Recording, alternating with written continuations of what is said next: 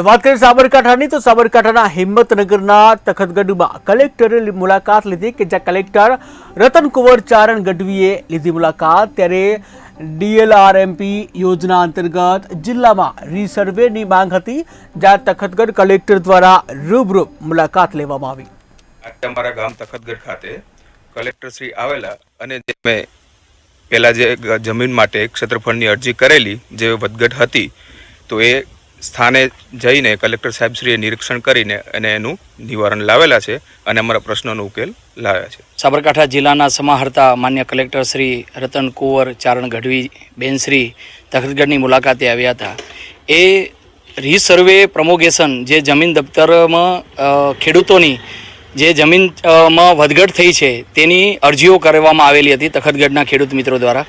આજે એમને તેના પ્રશ્નોનો સાંભળી અને એનું નિરાકરણ કરવામાં આવ્યું છે અને જે સ્થળ ઉપર વધઘટ થઈ છે તેનું રૂબરૂ માન્ય કલેક્ટર શ્રી, પ્રાંત સાહેબ, મામલતદાર સાહેબ અને વહીવટી તંત્ર સાથે મળી એ જમીનની માપણી કરી છે અને એનો તરત નિકાલ કરવા માટે બાંયધરી આપવામાં આવી છે। આવું દરેક ગામડાઓમાં પણ કરવાના છે અને ગુજરાત સરકાર દ્વારા જે આ પહેલ કરવામાં આવી છે, જે કિસાનોનો જે પડતર પ્રશ્ન હતો તે નિકાલ કરવામાં આવ્યો છે અને જે જમીનની વધઘટ હતી અને ક્ષેત્રફળમાં જે વધઘટ થઈ હતી તેનો ત્વરિત નિકાલ આજે માન્ય કલેક્ટરશ્રીની રૂબરૂમાં અને પ્રાંત સાહેબ અને મામલતદારની રૂબરૂમાં કરવામાં આવ્યો છે।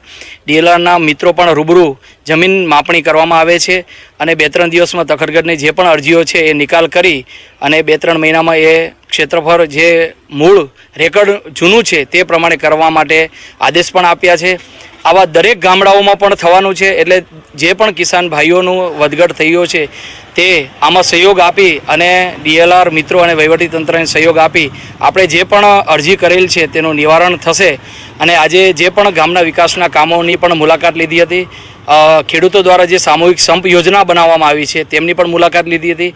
વન વિભાગ દ્વારા જે સરકારી પડતર ઉપર જમીન ઉપર વન કવર આજે અમારા ગામ તખતગઢ ખાતે કલેક્ટર શ્રી આવેલા અને જે અમે પહેલા જે જમીન માટે ક્ષેત્રફળની અરજી કરેલી